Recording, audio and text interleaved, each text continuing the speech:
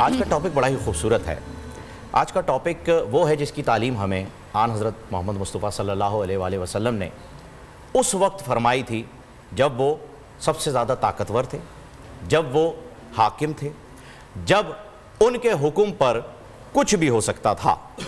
آج کا ٹاپک اقلیتوں کے حقوق ہے اور یہ واقعہ ہے فتح مکہ کا۔ فتح مکہ کے وقت جب کفار اقلیتوں میں چلے گئے اور مسلمان اکثریت میں آ گئے، تب کفار کو یہ ڈر تھا کہ اب تو حضور اکرم صلی اللہ علیہ وآلہ وسلم ان تمام چیزوں کا بدلہ لیں گے جو کہ ہم نے ان کے ساتھ کیا۔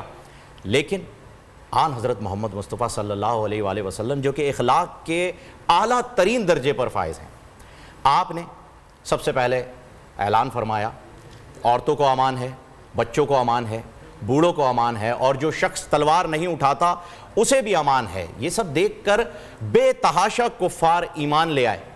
سبحان اللہ۔ یہ طریقہ کار ہے اقلیتوں کے ساتھ میل جول بڑھانے کا، جس کا انہیں گمان بھی نہیں تھا کہ ایک شخص کے ساتھ ہم نے حد درجہ جا کر، اس حد تک جا کر، یہاں تک کہ آبائی گھر سے نکال دیا، سالوں سال برسہ برس، اور جب وہ حاکم وقت بن کر واپس آئیں گے تو وہ ہمارے ساتھ یہ سلوک، یہ رویہ کریں گے۔ لیکن یہ رویہ اور یہ سلوک آقا صلی اللہ علیہ وآلہ وسلم نے کیا۔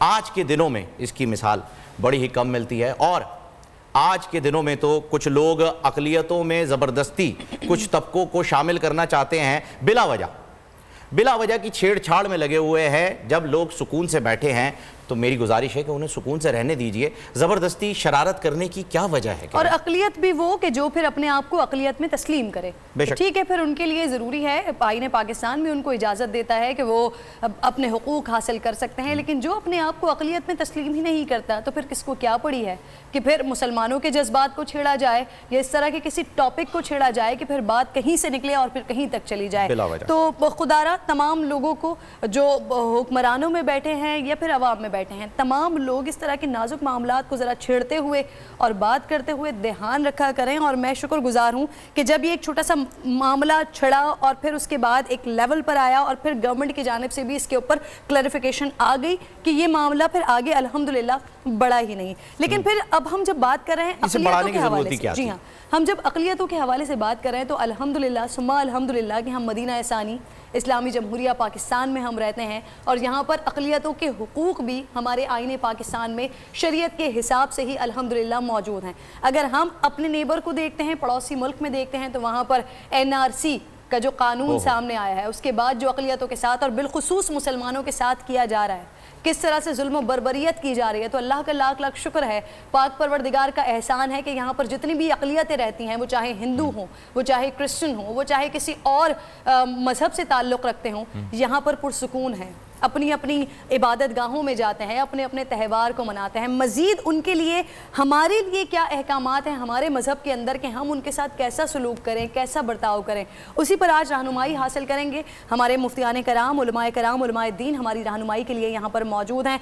مفتی ابراہیم صاحب، میں آپ کو خوش آمدید کہتی ہوں۔ اسی اسنا میں ہمیں علامہ امین شہیدی صاحب بھی جوائن کر چکے ہیں، آپ کو بھی میں خوش آمدید کہتی ہوں۔ میری جانب جو ہے وہ مولانا ولی مظفر صاحب تشریف فرما ہے، اور پروفیسر یونس صاحب بھی یہاں پر تشریف فرما ہے۔ مفتی صاحب، آپ سے جو ہے وہ میں آغاز کرنا چاہوں گا کہ صورتحال تو بڑی نازک ہے، اب اس پر روشنی آپ نے ڈالنی ہے کہ یہ چھیڑ چھاڑ کو ایک تو آپ جو ہے ذرا ایکسپلین کر دیجئے گا کہ یہ کیوں، اس کی ضرورت ہی کیوں پیش آئی ہے، کہ اگر ٹھیک ہے ہم مان لیتے ہیں، اگر آپ اقلیتوں میں تصور کر لیتے ہیں اپنے آپ کو تو پھر تو کوئی مسئلہ ہی نہیں ہے نا، پھر آپ مان لیں کہ آپ اقلیتوں میں سے ہیں۔ ایک بات مانی نہیں جا رہی، پھر بھی اس پہ بحث کی جا رہی ہے بلا وجہ، ایک تو اسے واضح کر دیجئے گا۔ دوسرا، آج فرسٹ میں یوم مزدور بھی ہے، اور پھر آج اقلیتوں پر بھی بات ہو رہی ہے، تو ان ساری چیزوں کو بسم اللہ الرحمن الرحیم۔ آپ نے اقلیتوں کے حوالے سے جس بات کا ذکر کیا ہے وہ اپنے طور پر آپ نے واضح اشارے کیے ہیں، لیکن سننے والوں کے ذہن میں اب بھی یہ معاملہ مبہم ہے کہ آپ کیا کہنا چاہ رہے ہیں۔ آپ کا غالباً اشارہ اس خبر کی طرف ہے جو 2 دن پہلے تھی کہ اقلیتی کمیشن میں احمدیوں کو، قادیانیوں کو، ان کے بعض نمائندوں کو شامل کرنے کا حکومت سوچ رہی ہے، اور یہ بعض چینلوں پر جلی سرخیوں کے ساتھ اور جلی ہیڈنگوں کے ساتھ یہ خبریں سامنے آئیں۔ بالکل، اور اس پر پھر اس ملک میں جو اس ملک کے اکابر ہیں، اور مذہبی رہنما ہیں، انہوں نے اس پر اپنے رد عمل کا اظہار بھی کیا، اور رد عمل کا اظہار کچھ اس طرح سے آیا اور وہ بالکل معقول تھا کہ پہلے ان سے یہ پوچھا جائے کہ قادیانی اپنے آپ کو غیر مسلم سمجھتے ہیں، اقلیت سمجھتے ہیں؟ آج تک انہوں نے سن 1974 میں جو قادیانی کو غیر مسلم اقلیت قرار دیا گیا، اس آئین کو اور اس ترمیم کو آج تک قادیانیوں نے تسلیم نہیں کیا۔ درست۔ تو جو لوگ اپنے آپ کو نہ غیر مسلم کہیں نہ اقلیت کہیں تو ہمیں زبردستی نہ آئین پاکستان کو مانیں، نہ آئین پاکستان کو مانیں۔ سب سے اچھی بات آپ نے یہ کہی کہ جو لوگ آئین پاکستان ہی کو نہیں مانتے، آپ آئین پاکستان کی روشنی میں اب آپ ان کو کمیشنوں میں آپ ان کو جگہ دے رہے ہیں اور وہ اس کو ماننے کے لیے تیار نہیں ہیں، تو بہت افسوس ہوا۔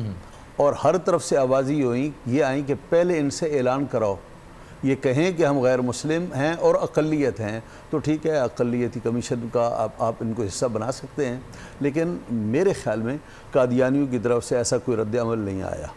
اچھا، یہ جانے شوشہ چھوڑا گیا یا کیا چھوڑا گیا؟ اس کے بعد پھر حکومت کی طرف سے اور غالباً نور الحق قادری صاحب کی طرف سے جو وزیر مذہبی امور ہیں، ہاں مجھے ایسے معلوم ہوتا ہے کہ انہوں نے اس کا اعلان کیا کہ ایسا کچھ ہے ہی نہیں، بالکل، اور قادیانیوں کو کبھی کمیشن میں شامل ہی نہیں کیا جا سکتا۔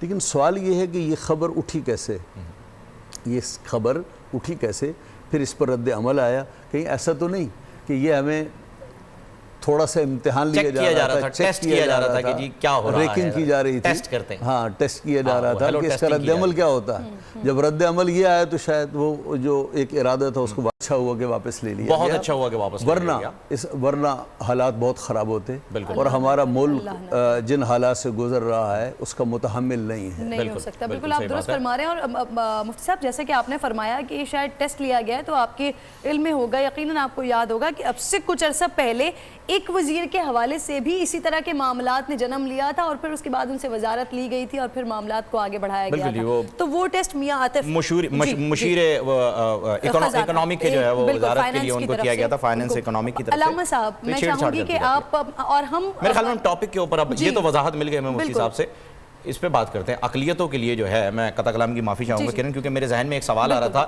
جیسا کہ مفتی صاحب نے وضاحت کی اسی سے ریلیٹڈ کہ حضور اکرم صلی اللہ علیہ وسلم کو ہی ہم جو ہے وہ اپنی زندگی کے لیے نمونہ حیات جو ہے وہ ہمارے لیے بنا کے بھیجا گیا ہے، تو ہم وہیں سے ہر چیز لیتے ہیں۔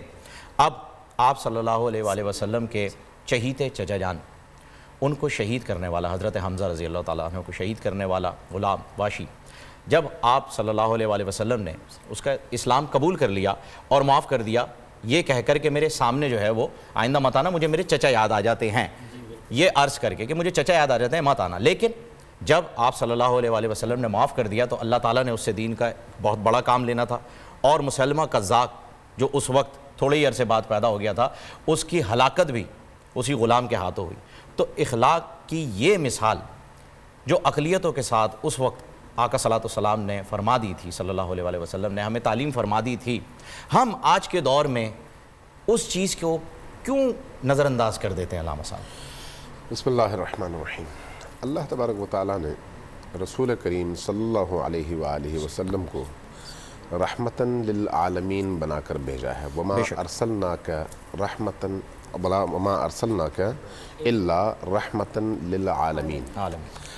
اس بنیاد پر رسول کریم صلی اللہ علیہ وآلہ وسلم کی رحم دلی، ان کا عاطفہ، ان کے اندر کی وہ خصوصیات ایک انسان کو ہدایت کی طرف لانے کے لیے اس کو قرآن نے جا بجا اپنے سینے میں جگہ دی اور آیات نازل ہوئیں، یہاں تک کہ رسول کریم صلی اللہ علیہ وآلہ وسلم کے حوالے سے خود خدا کو مخاطب ہونا پڑا کہ اے رسول، ان لوگوں کی ہدایت کے لیے آپ اپنے آپ کو کیوں اتنا ہلکان کیے جا رہے ہیں؟ اگر انہوں نے ہدایت پانی ہے تو پالیں گے، نہیں پانی ہے تو آپ نے اپنی ذمہ داری ادا کر دی۔ رسول کریم چونکہ رحمت دو عالم ہے، رحمت للعالمین، اور یہ جو دین ہے یہ دین بھی دین رحمت ہے۔ اس دین رحمت کو سمجھنے کے لیے ہمیں یہ دیکھنا چاہیے، جس طرح سے آپریشن تھیٹر میں ایک مریض کو جب لایا جاتا ہے تو ڈاکٹر اس کو ٹھیک کرنے کے لیے اس کی چیر پھاڑ کرتا ہے، اس کے ہاتھ، اس کے سینے، اس کے باقی اعضاء کو کاٹنے کا کام اس پر اس کو ٹھیک کرنے اور اس مشکل سے نجات دلانے کے لیے انجام دیتا ہے۔ تو کوئی اگر دور سے دیکھنے والا یہ سمجھے کہ یہ چیر پھاڑ ہو رہی ہے اور اس کو غلط تعبیر پہنائے تو یہ غلط ہے۔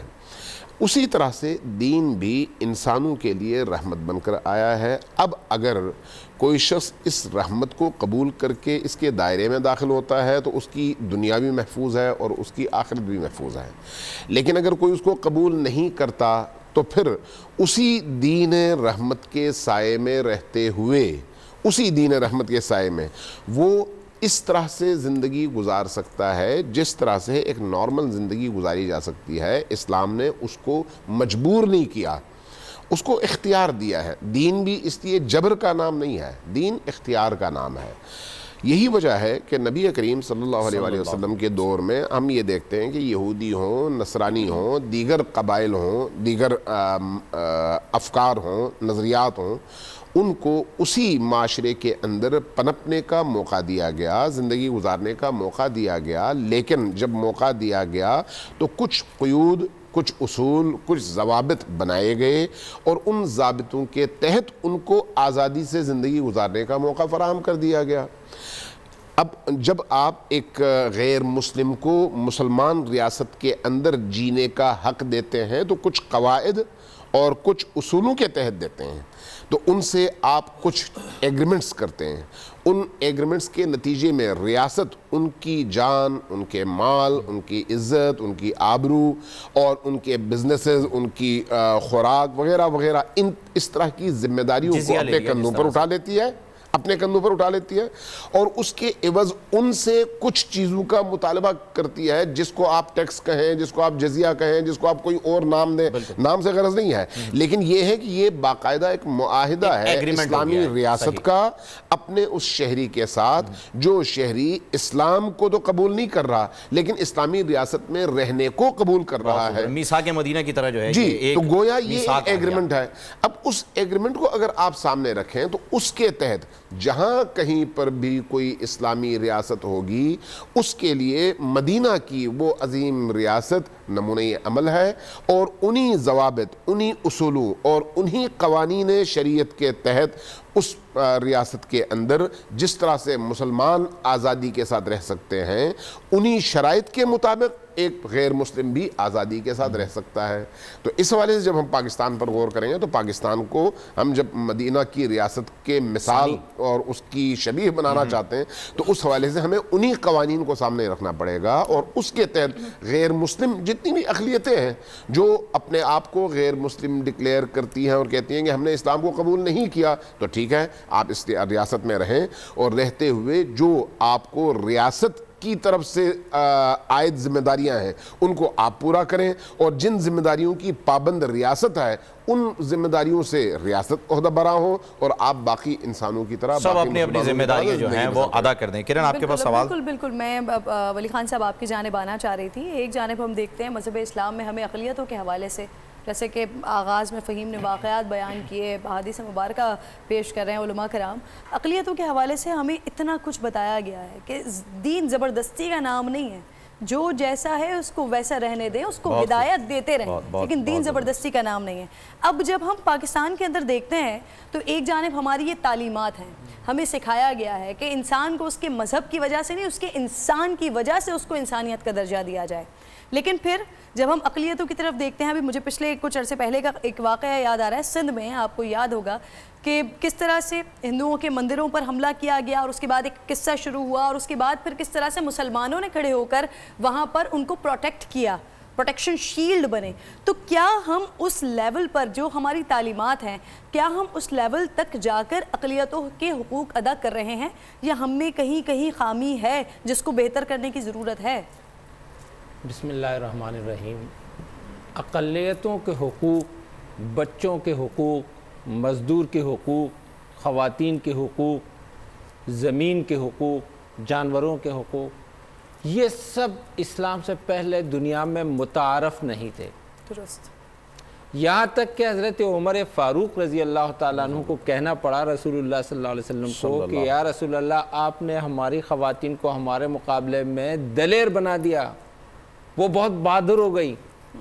ہماری ثقافت اور ہمارا کلچر اور عرب کا جو ہے تہذیب و تمدن وہ اور یہ چیزیں یہ آپ کیا کر رہے ہیں, آپ تو ان کو اتنے حقوق دے رہے ہیں.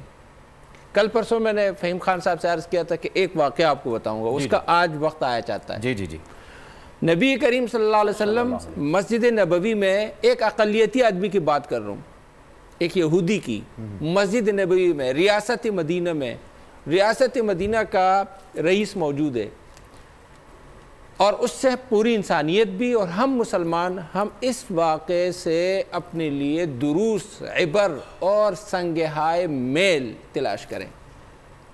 آپ صلی اللہ علیہ وسلم مسجد نبوی میں تشریف فرمائے کہ بارے صحابہ ابو بکر, عمر, عثمان, علی, خالد اور پتہ نہیں کتنے بڑے بڑے صحابہ موجود ہیں, اور ایک یہودی سیدھا آتا ہے مسجد نبوی میں, آپ صلی اللہ علیہ وسلم کو گریبان سے پکڑ لیتا ہے.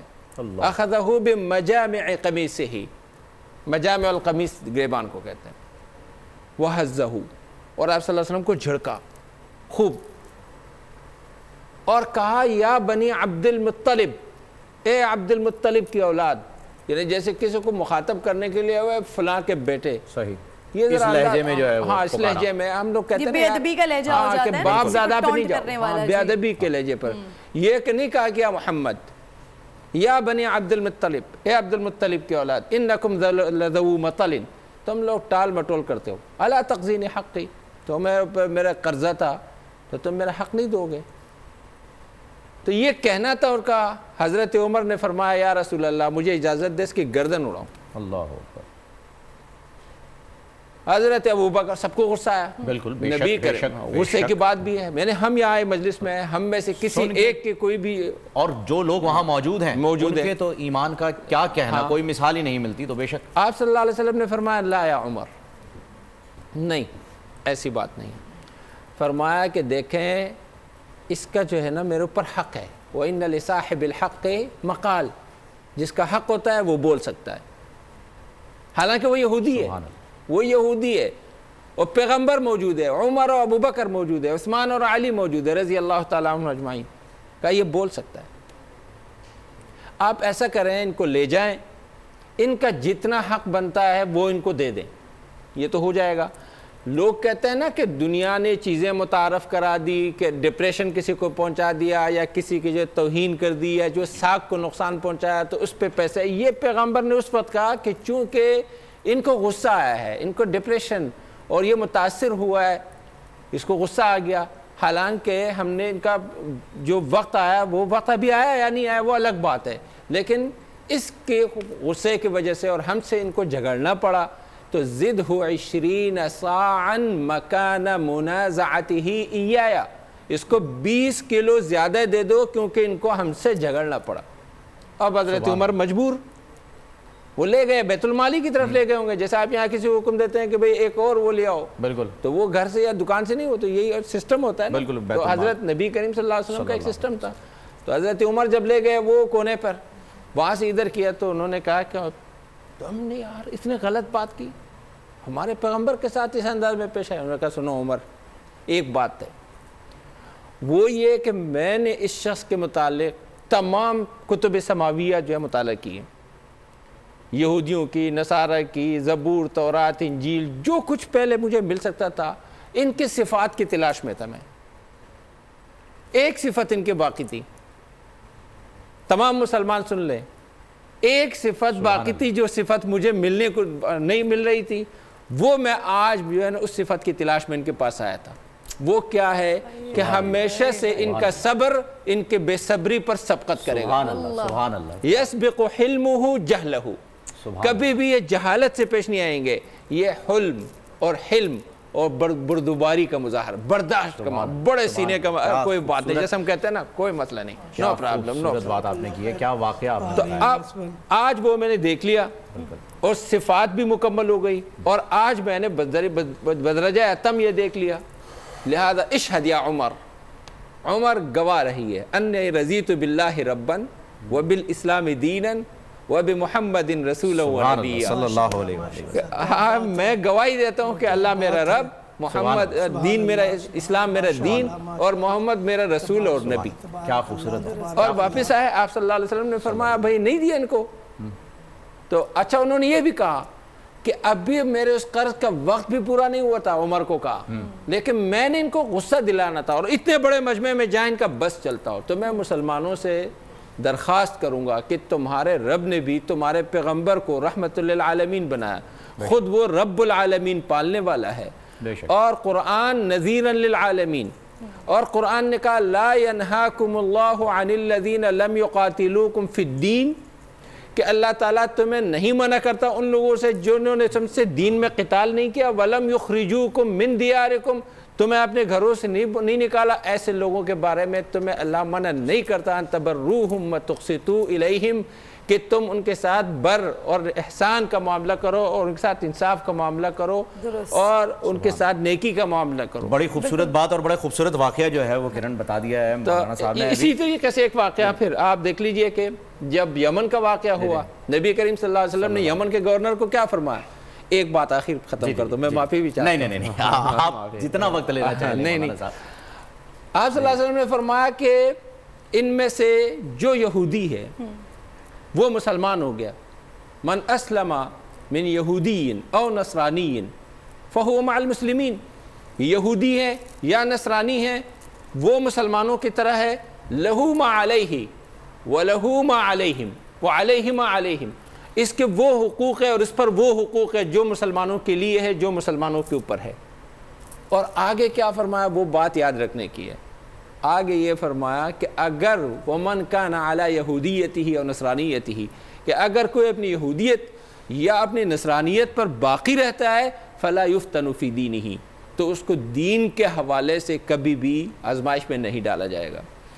آج کی زمانے میں، آج کی دنیا میں جو ہمارے یہاں اور پتہ نہیں کیا کیا کہ نعرے آ گئے، اس میں میرے ساتھ مسئلہ یہ ہے، سب سے پہلے میرے ساتھ، یعنی میں مسلمان، اور یہ مسئلہ میرے ساتھ برطانوی استعمار میں بھی تھا، امریکی استعمار میں بھی تھا، رشین استعمار میں بھی تھا، اور فرعونی استعمار میں بھی تھا. فرعون نے کہا انکم قوم تجہلون، تم لوگ جاہل بنایا تھا، اور ما علمت لکم من الہ غیری، ہمارے عقیدے پر حملہ کیا تھا، ان کے تعلقات کاٹ دیے تھے، ان کے جو کاروبار کو ختم کیا تھا. یہ چار چیزیں ہمیشہ سے ہر استعمال کرتی ہے، اور ہم بھی آج یہ کر رہے ہوتے ہیں.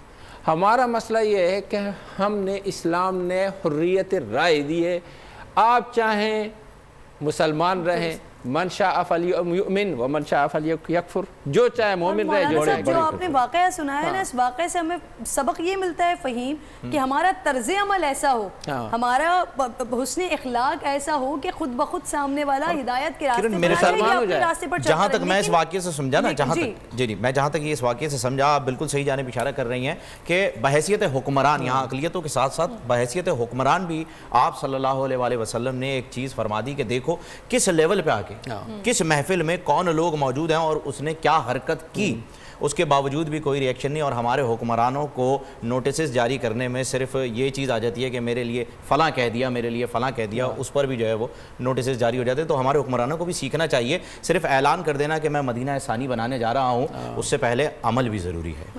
مدینہ ثانی کو سمجھنے کی ضرورت ہے، گہرائی کے ساتھ سمجھنے. یہ مدینہ کی ریاست بنانے کی وہ بات، بالکل وہ ریاست بنانا چاہ رہے ہیں، پہلا اسلامی ملک جو آزاد ہوا تھا. جی پہلا اسلامی ملک، اور اس کے ساتھ ساتھ جو ہے وہ بالکل تو یہ اب جو مدینہ کی ریاست بنانا چاہ رہے ہیں وہ، اس کے لیے میری ایک گزارش تھی، ہاتھ جوڑ کے گزارش تھی، ایسا نہ ہو کہ کوئی نوٹس آ جائے. بہرحال پروفیسر صاحب کی جانب جو ہے وہ بڑھنا چاہ رہے تھے ہم. پروفیسر صاحب ایک سوال آیا ہوا ہے ہمارے پاس، وہ عوامی سوال جو ہمارے سوشل میڈیا پہ آتے ہیں اسی میں سے، بہت ہی زبردست سوال ہے. میں چاہوں گا کہ آپ اس کی تشریح کیجئے گا کہ اللہ تعالیٰ نے محمد صلی اللہ علیہ وآلہ وسلم کے ذریعے دین اسلام کا نفاذ کروا دیا، دین اسلام آ گیا، دین اسلام پھیلا دیا گیا، پہنچا دیا گیا ہر جگہ. پھر مائنورٹیز جو ہیں، اقلیتیں جو ہیں، ان کو حقوق دینے کی کیا وجہ سامنے آتی ہے، کیا ضرورت پیش آتی ہے کہ جب اسلام ہی دین ہے اور اسلام کے علاوہ اگر کوئی چیز سامنے آ جاتی ہے؟ یہ سوال ایک آیا ہے ہمارے پاس. بہترین سوال کہ دین اسلام تو آ گیا نا، اب کفار کے لیے حقوق کس لیے؟ اس بات کو آپ سمجھیں، اسلام دوسرے دینوں کو مٹانے کے لیے نہیں آیا. بے شک اللہ رب العزت فرماتے ہیں هو الذی ارسل رسولہ بالہدی والدین الحق لیظہرہ علی الدین کلہ. اللہ تعالیٰ نے اپنے رسول کو حق دے کر بھیجا تاکہ وہ اللہ کے دین کو دوسرے دینوں پر غالب کر دے. سبحان اللہ. وہ دین غالب وہ موجود رہے تو دین غالب ہوگا نا. اسلام دوسرے دینوں کو مٹانے کے لیے نہیں آیا, بے شک. وہ رہیں گے. اس لیے اسلام ایک چیز کہتا ہے, دیکھو اسلام کسی پر زبردستی نہیں کرتا. لا اکراہ فی الدین قد تبین الرشد من الغی. کسی کو اسلام میں سختی نہیں, کسی تلوار گردن میں رکھ کر نہیں کہہ سکتے کہ آپ مسلمان ہو جاؤ. یہ میں پورے وہ چیلنج کے ساتھ کہتا ہوں کہ ہمیں بتائیے کہ مسلمانوں نے کبھی کسی کو زبردستی مسلمان کیا ہو؟ کبھی نہیں. اس کی بہترین مثال آپ دیکھیے, ہندوستان پر مسلمانوں نے 800 سال حکومت کی. اگر مسلمان زبردستی مسلمان کرتے آج ہندوستان میں ہندو کا وجود ختم ہو جاتا. لیکن مسلمانوں نے کبھی سختی نہیں کی, بلکہ مسلمانوں نے ہندوؤں کے مندروں کو جائیدادیں دی, ان کے مندر بنائے تاکہ اپنے دین پر قائم رہے. لیکن آج ہمارے بھائیوں کے ساتھ جو ہندوستان میں ہو رہا ہے, ہمارے دل بہت دکھی ہیں. اقلیت کی بات تو کرتے ہیں, لیکن دنیا کو سمجھ لینا چاہیے کہ یہاں اسلامی مملکتیں ہیں, وہاں اقلیت پر کوئی ظلم نہیں. مجھے ایک مسلمان ملک بتایا کہ کسی اقلیت پر ظلم ہو. ہر ایک کو اس کا حق حاصل ہے, اس کو اپنے دین پر رہنے کا حق حاصل ہے, سمجھے نا. اس کو معاشی آزادی ہے, اسے دینی آزادی ہے, کبھی اس کو روکا نہیں جاتا اس کے مسئلے. بلکہ یہ دیکھیے, پاکستان بننے سے پہلے پاکستان میں بہت سے مندر تھے, بہت سے گردوارے تھے جن کے نام جائیدادیں تھیں, وقف تھی جائیداد. پاکستان بننے کے بعد وہ جائیدادیں اسی طرح قائم ہیں. حکومت پاکستان ان کو ختم نہیں کیا. آج میں گرو نانک کے نام کی جائیدادیں موجود ہیں. اسی طرح کتنے مندر ہیں, بھومن شاہ ایک مندر ہے, اس کے نام کی کتنی جائیدادیں موجود ہیں, سمجھے نا. اس مسلمانوں نے, اسلام نے, حالانکہ اسلام کے نام پر رہا, لیکن انہوں نے کیونکہ وہ حق ہے ان کا. تو اسلام میں اقلیت و حق کیا ہے, آپ کیا سمجھتے ہیں ہمیں. میں تو یہ چیلنج دیتا ہوں, کوئی مجھے بتائے پوری اسلامی ہر قوم کی تاریخ ہوتی ہے, سمجھے نا. ہر قوم کی تاریخ ہوتی ہے, مسلمانوں کی تاریخ ہے.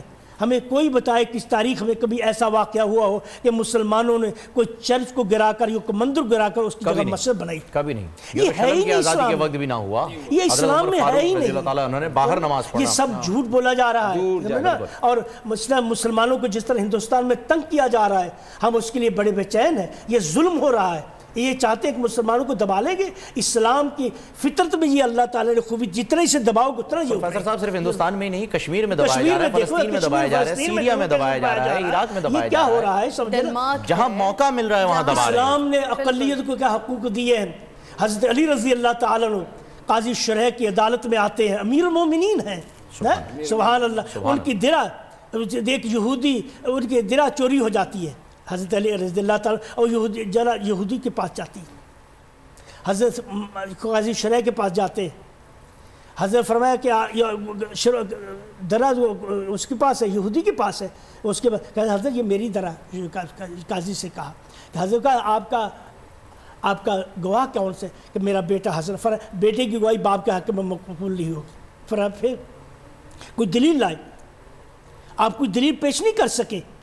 قاضی شرح نے وہ درع اس یہودی کو دے دی. وہ یہودی کہتا واقعی جرات ان کی تھی, میں تو ایسے یہ ظلم کیا تھا, میں مسلمان ہوتا ہوں, اشہد اللہ الہ الا اللہ. وہ اسلام جس اسلام نے یہ عدل سکھایا, میں اس اسلام میں داخل ہوتا ہوں. یہ دین کی خوبصورتی ہے کہ دین کو راضی کر لینا ہے. دین کو یعنی اسلام اقلیت کے حقوق اس طرح تحفظ کرتا ہے. رسول اکرم صلی اللہ علیہ وسلم فرمایا جو شخص کسی معاہد پر کسی پر ظلم کرتا ہے, اسے جنت کی خوشبو, یعنی کسی اقلیت پر ظلم کرتا ہے اور اس کو جنت کی خوشبو نہیں آئے گی, جبکہ جنت کی خوشبو 500 میل سے دور سنی جاتی ہے. اور بلکہ اسی روایت میں یہ ہے, سنن ابی داؤد میں اسی روایت میں یہ ہے کہ قیامت کے دن میں وکیل ہوں, انا حجیج ہوں یوم القیامہ, اس کی طرف میں قیامت کے دن. اس سے بڑھ کر اقلیتوں کی کیا حقوق ہو سکتے ہیں. میں چاہوں گی کیونکہ آج ہم نے ٹاپک ایسا رکھا ہے چوز کیا ہے علماء کرام صاحب کہ اس پہ لوگوں کے سوالات بہت زیادہ آ رہے ہیں اور کچھ کنفیوژنز بھی ہوتی ہیں, کچھ ذہنی طور پر اپنی طرف سے بنائی ہوئی باتیں بھی ہوتی ہیں. تو ہم چاہ رہے ہیں کہ ہم زیادہ سے زیادہ آپ لوگوں سے سوال کر سکیں اور اس کے زیادہ سے زیادہ جواب لوگوں کے لیے جا سکیں. بہت سارے لوگوں کو ابراہیم صاحب ایسا بھی دیکھا ہے کہ وہ پاکی اور ناپاکی اور اس طرح کے معاملات میں پڑے ہوئے ہوتے ہیں. ان کے گھر میں اگر کام کرنے والے لوگ ہیں جو غیر مسلم ہیں تو وہ ذرا برتنوں کو الگ رکھنے کی کوشش کرتے ہیں. دوستوں کے ساتھ اگر گھر میں کچھ آ بھی رہے ہیں تو ان کے ساتھ بھی کھانے پینے کے معاملات میں ذرا کوشش ہوتی ہے کہ برتن الگ رکھے جائیں. ناپاک ہو جائے گا برتن, یہ ایک عام کیا فہم. واقعتاً ایک اقلیت جو ہے اس کے ساتھ یہ نجس ہونے کے بھی معاملات ہیں کہ آپ اگر ایک برتن میں کھا نہیں سکتے, پی نہیں سکتے, اس کے لیے بھی ذرا رہنمائی فرما دیجئے. جی بسم اللہ الرحمن الرحیم. آپ نے بڑا اچھا موضوع چھیڑا, میں اس طرف آتا ہوں. جی. اسلام دنیا میں وہ مذہب ہے نمایاں جو صرف انسانوں کے نہیں حیوانوں کے حقوق کی حفاظت کا اعلان کرتا ہے. یہ نبی پاک صلی اللہ علیہ وسلم نے ہمیں بتایا کہ ایک عورت نے کتے کی جان بچائی تو اللہ رب العزت نے اس کے لیے جنت واجب کر دی, اور ایک عورت نے ایک بلی پر ظلم کیا اور اللہ نے اس ظلم کے بدلے میں اس پر جہنم واجب فرما دی. تو انسان تو پھر انسان ہے. ابھی ان حضرات نے احادیث بھی پڑھی, نبی پاک صلی اللہ علیہ وسلم نے فرمایا جس نے کسی اقلیتی فرد پر ظلم کیا فانا حجیجہ یوم القیامہ, قیامت کے دن میں اس کی طرف سے لڑوں گا. اللہ. حضرت فاروق اعظم رضی اللہ عنہ کو شکایتیں آتی تھیں اور آپ عموماً سروے کیا کرتے تھے اور آپ چیک کیا کرتے تھے کہ ہمارے جو گورنر ہے یہ کیا کر رہے ہیں. کہ ایسا تو نہیں ہے کہ ان گورنروں کو لوگوں کی خدمت کے لیے بھیجا ہے اور یہ وہاں جا کر کیسر و کسرا کا کام کریں. تو حضرت عمرو بن عاص جو ہیں جو گورنر مصر تھے, ان کے بیٹے کی آپ کو شکایت ملی. ایک یہودی نے کہا کہ اس کے بیٹے نے مجھے مارا ہے اور مجھ پر ظلم کیا ہے. حضرت عمر نے خود کیس سنا اور کیس سننے کے بعد فرمایا اچھا تو تم نے اس پر ظلم اس لیے کیا کہ تم گورنر کے بیٹے ہو. سبحان اللہ. تو آپ نے اس سے کہا کہ آپ اس ظلم کا میرے سامنے بدلہ لیں, اور بدلہ لینے کے بعد گورنر کے بیٹے سے فرمایا کہ ان کو ان کی ماں نے تو آزاد پیدا کیا تھا, تو نے انہیں کب سے غلام بنا لیا. یہ ہمارا اسلام ہے. میں مولانا نے ابھی بات کی ہے کہ اسلام جو ہے وہ تو اقلیتوں کے حقوق کو اجاگر کرتا ہے, اقلیتوں کو حقوق دیتا ہے, لیکن وہ اسلام کے جو اقلیتوں کے حقوق کا ضامن ہے اس کے جو بیٹے ہیں کشمیر میں, اس کے جو بیٹے ہیں فلسطین میں, اس کے جو بیٹے ہیں بھارت میں, ان پر کیا گزر رہی ہے, ان پر کیا مظالم توڑے جا رہے ہیں. مقبوضہ کشمیر کے لوگوں کی ان کی آئینی حیثیت کو تبدیل کر دیا گیا, ہندوستان کے لوگوں کی آئینی حیثیت کو بدل دیا گیا, مسلمانوں کو کیا مظالم ڈھائے جا رہے ہیں. میں تاریخ اسلام کے ایک واقعہ پیش کروں. جی جی ضرور. بہت خوبصورت واقعہ, ایمان افروز. نبی پاک صلی اللہ علیہ وسلم کا برتاؤ اغیار کے ساتھ کیسا تھا. اب غزوہ بدر کا آپ نے سنا ہے نا, جو قیدی تھے, نبی پاک صلی اللہ علیہ وسلم کا کیا برتاؤ تھا. فدیہ لیے, جس کے بعد فدیہ دے دے, اور فدیہ نہیں ہے ہمارے بچوں کو لکھا دے, پڑھا دے, لکھنا سکھا دے, ہم اسے آزاد کر دیں گے. ابو غریب جیل میں مسلمانوں کے ساتھ کیا ہوتا رہا. مسلمانوں کی بیٹی عافیہ صدیقی جس کا کوئی پتہ نہیں, اس کے ساتھ کیا ہو رہا ہے. اور کون کر رہے ہیں, دنیا کی بڑی مہذب کہلانے والی قومیں ہماری اس بیٹی کے ساتھ, بہن کے ساتھ یہ کارروائی کر رہی. نبی پاک صلی اللہ علیہ وسلم کا اپنے دشمنوں کے ساتھ کیا برتاؤ تھا. حدیث طیبہ میں آیا, یہ بخاری میں, مسلم میں, تمام کتابوں میں حدیث. ثمامہ بن اسال یہ یمامہ کا ایک سردار تھا, اسلام کا بڑا کٹر دشمن تھا. نبی پاک صلی اللہ علیہ وسلم نے احکام جاری فرمایا, توجہ سے سنیے گا, احکام جاری فرمایا کہ اسے گرفتار کیا جائے. یہ عمرے کے لیے آ رہا تھا, اس کو مسلمانوں کے دستے نے گرفتار کیا, مدینہ طیبہ لے کر آئے اور مسجد نبوی کی ستون کے ساتھ اسے باندھ دیا. نبی پاک صلی اللہ علیہ وسلم کی خدمت میں وہ رپورٹ دی گئی, یا رسول اللہ وہ اسلام کا دشمن پکڑا گیا ہے اور مسجد نبوی میں باندھ دیا گیا. اب ذرا غور سے سنیے گا, نبی پاک صلی اللہ علیہ وسلم کا برتاؤ دیکھیے گا. نبی پاک صلی اللہ علیہ وسلم تشریف لائے, فرمایا ثمامہ یہ بتا مجھے تیرے ساتھ کیا سلوک کرنا چاہیے. اللہ. وہ مسلمانوں کا قاتل بھی تھا, مسلمانوں کے اموال کو نقصان پہنچانے والا بھی تھا, اور مسلمانوں کے خلاف اور نبی پاک صلی اللہ علیہ وسلم کے خلاف جو اس کے غلط پروپیگنڈے زہریلا تھے وہ الگ جرم تھا. تو اس نے پتہ ہے کیا کہا, اس نے کہا محمد صلی اللہ علیہ وسلم اب چاہو تو مجھے قتل کر دو, اور آپ چاہو تو مجھ سے میری جان کا فدیہ لے لو، اور اگر چاہو تو مجھ پر احسان کرو، مجھے معاف کر دو بغیر فدیے کے۔ نبی پاک صلی اللہ علیہ وسلم فرمایا اس کو بندہ رہنے دو۔ 24 گھنٹے کے بعد حضور پھر تشریف لائے، فرمایا کہ سمامہ بتاؤ مجھے تیرے ساتھ کیا سلوک کرنا چاہیے۔ اگر آپ متوجہ ہیں تو پہلے دن جو اس نے باتیں کی تھیں اور جو دوسرے دن بات کی ہے اس میں آپ ترتیب ذرا نوٹ کیجئے گا۔ جی اس نے کہا کہ آپ چاہیں تو مجھے معاف فرما دیں، اللہ اکبر، اور چاہیں تو مجھ سے فدیہ لے لیں، آہا، اور چاہیں تو مجھے قتل کر۔ آخر میں قتل ہو گئے، شروع میں معافی آ گئی۔ آپ نے فرمایا ایسے بندہ رہنے دو۔ تیسرے دن پھر تشریف لائے، فرمایا سمامہ مجھے تیرے ساتھ کیا سلوک کرنا چاہیے۔ اس نے کہا کہ آپ چاہیں تو مجھے معاف فرما دیں، چاہیں تو میری جان کا فدیہ لے لیں، چاہیں تو مجھے قتل کر دیں۔ 3 دن میں نبی پاک صلی اللہ علیہ وسلم نے ایک بات پوچھی، ان تینوں دنوں میں اس نے یہ 3 باتیں کہیں، لیکن پہلے دن آپ سمجھ گئے ترتیب اس بدل کی دی۔ ترتیب کیا تھی اور دوسرے دن ترتیب کیا تھی۔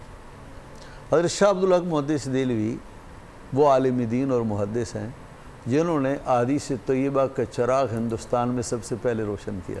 بے شک، تمام مکاتب فکر کی جو پاکستان میں وہ سب کے استاذ ہیں۔ وہ فرماتے ہیں وجہ کیا ہے؟ نبی پاک صلی اللہ علیہ وسلم نے 3 دنوں سے بندہ رہنے دیا، اس سے صرف پوچھا، سوال کیا، اس نے جواب دیا۔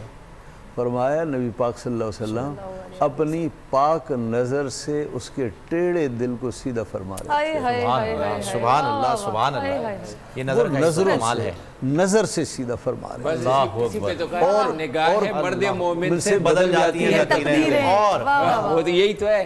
تو آپ اپنی پاکیزہ نگاہ سے ٹیڑھے دل کو بدل رہے تھے، اور بدل گیا۔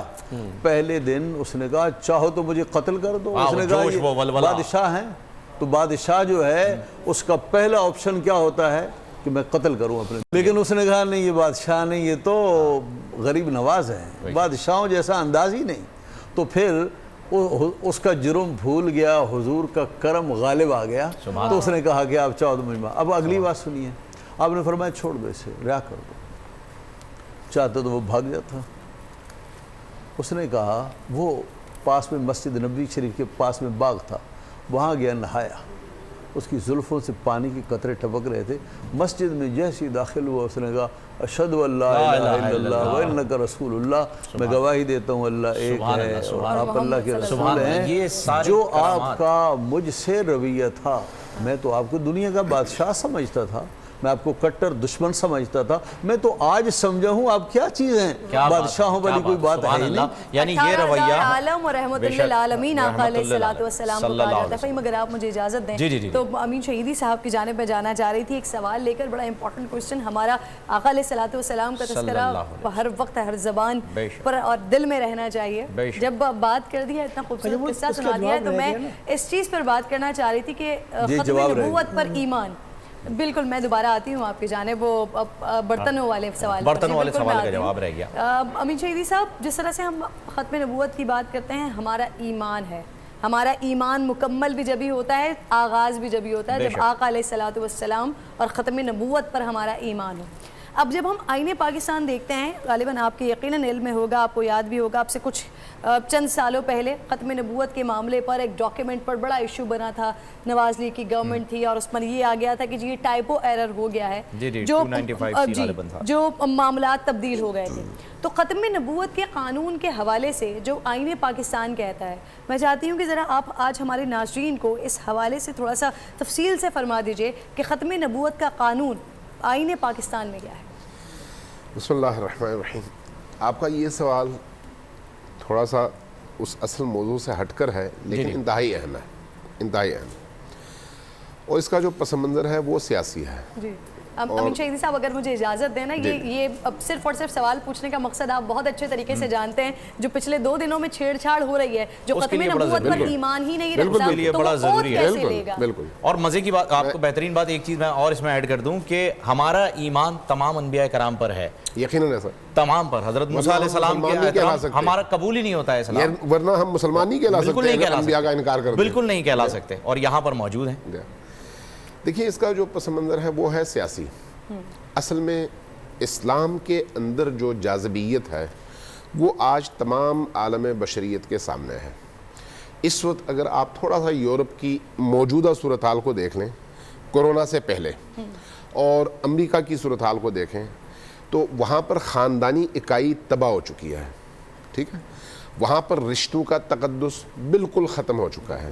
وہ معاشرہ جہاں پر صرف اور صرف مادی بنیادوں پر ہی زندگی گزاری جا سکتی ہے, نفسا نفسی کا وہ عالم ہے کہ الامان والحفیظ, ہمیں صرف اس کا روشن چہرہ دکھایا جاتا ہے, وہ جو اندرون چنگیز سے تاریخ تر ہے وہ ہمیں دکھایا نہیں جاتا. ٹھیک, اس وقت بہرحال یورپ میں اور امریکہ میں لوگ تو انسان ہی ہے نا, انسان کی فطرت کو تو آپ تبدیل نہیں کر سکتے. اب جب وہ انسان ہیں تو انسان ہونے کے ناطے انہیں فطری دین کی تلاش ہے, یہ نوٹ کرنے والی بات ہے. فطری دین کی تلاش ہے, جس دین کا لبادہ ان کو اڑا دیا گیا ہے وہ فطری نہیں ہے. جب ایسا ہے تو اس کا نتیجہ کیا ہے؟ اس وقت صورتحال یہ ہے کہ پورے یورپ اور امریکہ کے اندر روز ایک کلیسا گرا دیا جاتا ہے. کیوں؟ اس لیے کہ وہ دین جو کلیسائی دین ہے وہ ان کی ضرورتوں کو پورا نہیں کرتا, ان کی فطری ضرورتوں کو. اچھا, اس کی جگہ یہ آپ انٹرنیٹ پہ سرچ کریں فوراً آپ کو رپورٹ مل جائے گی. بالکل ہو رہا ہے ایسا. اور اس کی جگہ روز ایک مسجد کا اضافہ ہو رہا ہے. کیوں؟ اس لیے کہ مسجد جس دین کا ترجمان ہے وہ دین انسان کی فطری ضرورت کو پورا کر رہا ہے.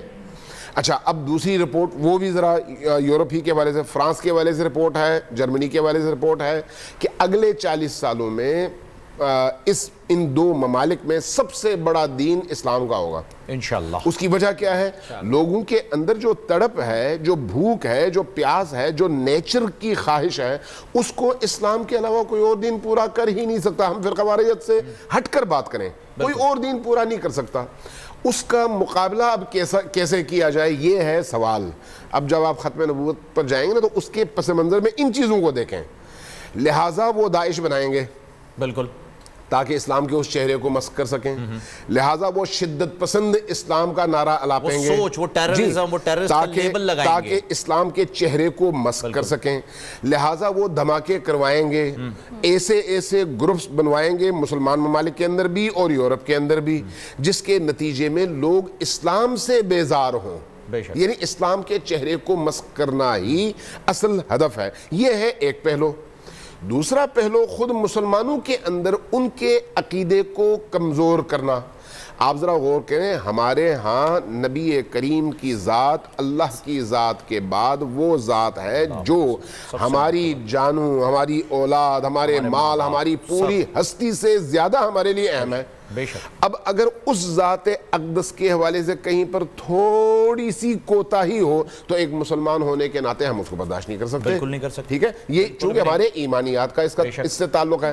چونکہ ایسا ہے اس لیے اس ہستی کو اور اس منصب کو نشانہ بنانا ضروری ہے تاکہ لوگوں کے اندر وہ جو عزت, احترام, اٹیچمنٹ, عشق ہے اس کے لیول کو کمزور سے کمزور تر کر دیا جائے. یہی وجہ ہے کہ ٹیری جونز آتا ہے, قرآن کی کو جلانے کی تحریک شروع کرتا ہے. سلمان رشدی آتا ہے, وہ نبی کریم کی توہین پر مبنی کتاب لکھتا ہے اور پورا یورپ اس کے پیچھے کھڑا ہو جاتا ہے. کیوں کھڑا ہوتا ہے؟ ہاں, آپ ذرا سوچیں نا بھئی, وہ جو آزاد معاشرہ ہے نام نہاد, اس آزاد معاشرے میں جب کسی کے عقیدے کے حوالے سے بات ہو تو وہاں پر قوانین بالکل نمایاں ہو کر سامنے آ جاتے ہیں. صلیبی جنگوں کی بات نہیں کرنے دیتے وہ. میں یہی عرض کرنے لگا, وہاں پر اگر آپ ہولوکاسٹ کے حوالے سے بات کرنا چاہیں تو پورے یورپ میں قوانین موجود ہیں, امریکہ سمیت, فرانس سمیت, تمام یورپ میں, کہ 6 مہینے سے لے کے 5 سال تک سزا ہے ہولوکاسٹ کے حوالے سے زبان کھولنے کی سزا. یہ کوئی آزادی نہیں ہے. کیوں؟ جبکہ آزادی ہونی چاہیے. بالکل. میں قطع کلامی کی آپ سے معذرت چاہتی ہوں کہ ہمیں ایک چھوٹے سے بریک پر جانا ہے, اور یہاں پر پھر میں شکر گزار ہوتی ہوں حکومت وقت وزیر اعظم پاکستان کے اس بات پر کہ انہوں نے اقوام متحدہ میں کھڑے ہو کر کہا تھا کہ آقا علیہ الصلوۃ والسلام کی ذات اقدس مسلمانوں کے لیے وہ حیثیت رکھتی ہے کہ جب ان کے لیے بات کی جاتی ہے تو ہمیں تکلیف ہوتی ہے, اور جب ہمیں تکلیف ہوتی ہے تو پھر وہ تکلیف امڑ کر آتی ہے. لیکن میں اس چیز پر بڑی خوش ہوں کہ اس وقت جب آقا علیہ الصلوۃ والسلام کی ذات اقدس کے بارے میں بات ہو رہی ہے, وہ چاہے ہم کتنے بدبختی مسلمان کیوں نہ ہوں, لیکن یہ ایک ایسا ٹاپک ہوتا ہے کہ ہمارا خون کھول اٹھتا ہے. بالکل کھول اٹھتا ہے خون. اور یہ جو آپ نے بات کی وزیر اعظم صاحب کی، بہت اچھا آپ نے ان کا شکریہ ادا کیا. اور میری ان سے گزارش یہ بھی ہے کہ جو چھیڑ چھاڑ چل رہی ہے اس پر بھی ذرا نظر ضرور ڈالیے گا. یہ جو 2-3 دن سے اس میں چھیڑ چھاڑ ہوئی ہے اس پہ بھی ذرا نظر ڈالیے گا. وقت ہو گیا ہے جی روزہ کشائی کا. کرن پرنور سحر اور ذکر خدا، نبیوں کی مدح سرائی. پیغام سنا اے باد صبا، پرکیف صاحب آئی. پوشیدہ ہے ایمان کی راہ اللہ کی کتاب مقدس میں.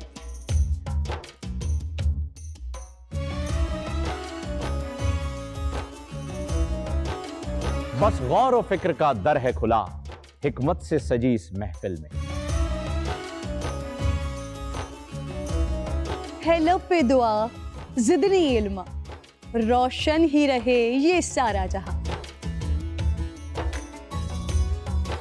رم جھم رحمت کی گھٹا، ہر ایک نے ہدایت پائی. نعمت اور برکت سے سجا افطار و سحر کا دسترخوان. ننھے پھولوں نے مل کے کہا آج روزہ کشائی ہے. رمضان المبارک کی خصوصی نشریات رمضان میں بول.